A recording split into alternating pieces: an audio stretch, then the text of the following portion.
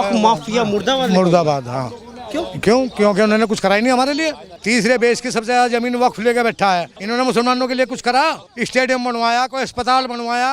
क्या बनवाया इन्होंने? सांप बन के बैठ गए उस जमीन पे।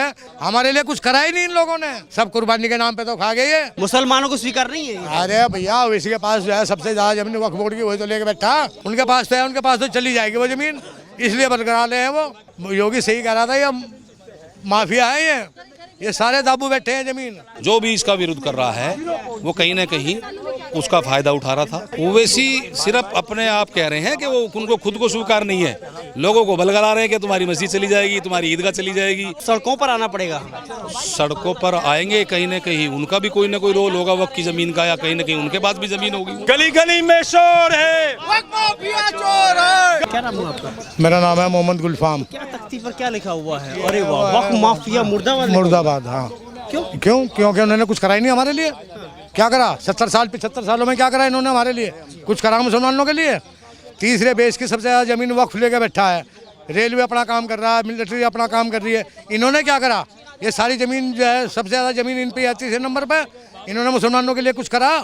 मुसलमानों के लिए कोई कॉलेज बनवाया, इंजीनियर कॉलेज बनवाया, मेडिकल कॉलेज बनवाया, या कोई स्टेडियम बनवाया, कोई अस्पताल बनवाया? क्या बनवाया इन्होंने? ये जो है सारी ज़मीन जो है बैठ के जो है सांप बन के बैठ गए उस ज़मीन पे। बस जिसका जो हक था उसे तो मिलना चाहिए कि नहीं मिलना चाहिए? हमारे लिए कुछ करा ही नहीं इन लोगों ने, सब डकार के बैठ गए सब। अब ये मोदी जी जो है बिल ले आए, इनके पैरों को नीचे जा वो ज़मीन जाती नज़र आ रही है। क्या लगा? वो ज़मीन चली गई हमारे हाथ से, बस और कुछ भी नहीं है। ये सारा मामला ज़मीन का है और कुछ भी नहीं है कि हमारे हाथ से ज़मीन निकल गई। वक्फ जिसे वक्फ कहते हैं, भाई वक्त तो यह है जो किसी गरीब गुरबा जिसका जो हक था वो सब मिलना चाहिए था कि नहीं मिलना चाहिए?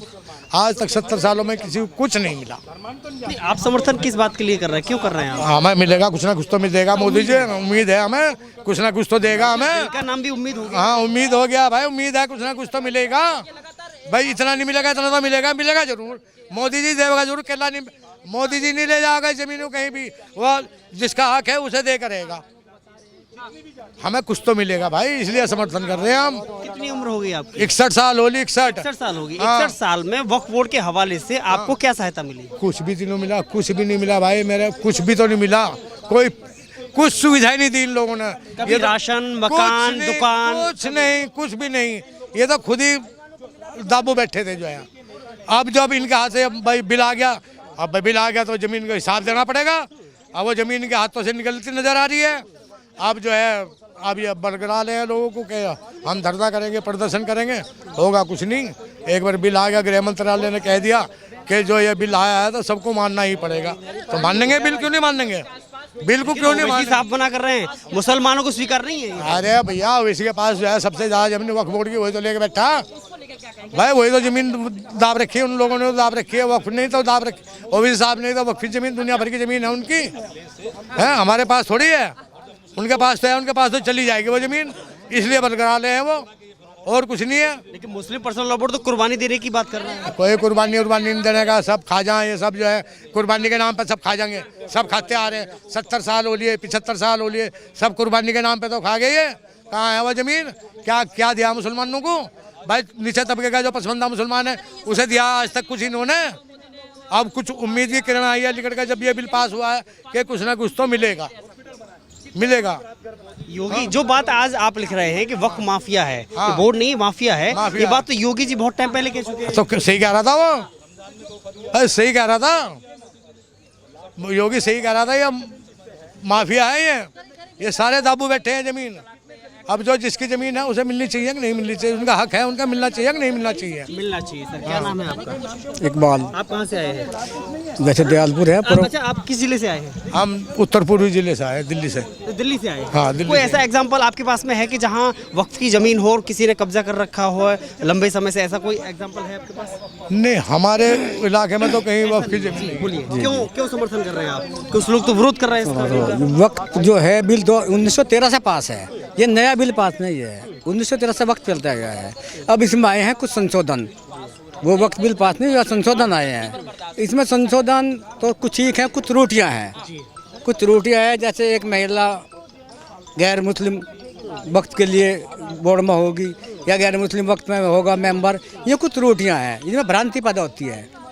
बाकी और जो संशोधन है वो ठीक है। मेरा नाम हाजी मोहम्मद इदरीस है, मोदी जी का शुक्रिया दिल्ली प्रदेश अध्यक्ष राष्ट्रवादी पसमंदा मुस्लिम राष्ट्रीय मंच की। मोदी जी का शुक्रिया कर रहे हैं आप? जी, मोदी जी का शुक्रिया इसलिए कर रहे हैं कि मोदी जी ने गरीबों के हक में ये बिल वक्फ बिल लेकर आए हैं, यतीमों के हक में लेकर आए हैं, जो कि आज तक उनका हक नहीं मिला, इसलिए मोदी जी का शुक्रिया कर रहे हैं।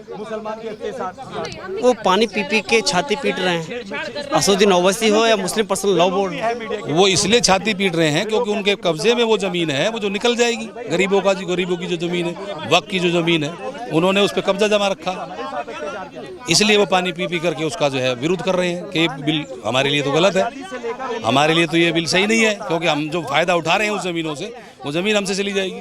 जो भी इसका विरोध कर रहा है वो कहीं ना कहीं उसका फायदा उठा रहा था, वक्फ की जमीन का फायदा उठा रहा है, वो इसलिए उसका विरोध कर रहा है।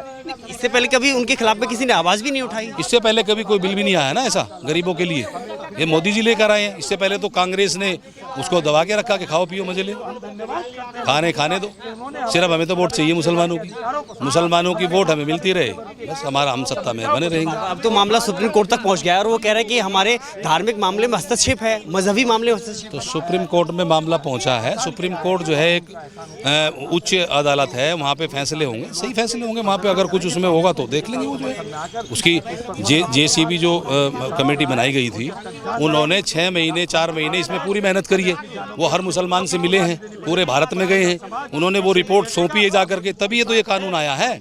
उन्हें लगा कि बाकी ये गरीब का हक है, मिलना चाहिए। तो आज भी कह रहे हैं कि मुसलमानों को स्वीकार नहीं है ये। ओवैसी सिर्फ अपने आप कह रहे हैं कि वो उनको खुद को स्वीकार नहीं है, लोगों को बलगला रहे हैं कि तुम्हारी मस्जिद चली जाएगी, तुम्हारी ईदगाह चली जाएगी, तुम्हारी दरगाह चली जाएगी, तुम्हारे कब्रिस्तान चले जाएंगे। तो लोग उस चक्कर में डर की वजह से कि कहीं ऐसा है मोदी जी ले ना ले, भाई मोदी जी हमसे छीन रहे, लेकिन मोदी जी ऐसा काम नहीं करते, मोदी छीनने का काम नहीं करते, देने का काम करते मोदी जी। तो मुस्लिम समाज से आने वाले और सपा के सांसद, संभल से सांसद हैं रहमान बर्क जो हैं, वो कह रहे हैं कि हम तो सड़कों पर आएंगे, इसके लिए सड़कों पर आना पड़ेगा। सड़कों पर आएंगे, कहीं ना कहीं उनका भी कोई ना कोई रोल होगा वक्त की ज़मीन का, या कहीं ना कहीं उनके पास भी ज़मीन होगी, वो भी किसी को बहका फुसला करके लाएंगे सड़कों पर जो आना चाहता है, वो ऐसे ही आएंगे सड़कों पर कि कहीं हमसे चल ही ना जाए। लेकिन मोदी जी ने कानून बना दिया है, सुप्रीम कोर्ट भी उसका जो है सही डिसीजन लेकर के पब्लिक को, गरीबों को उसका फ़ायदा पहुंचाने का काम करे।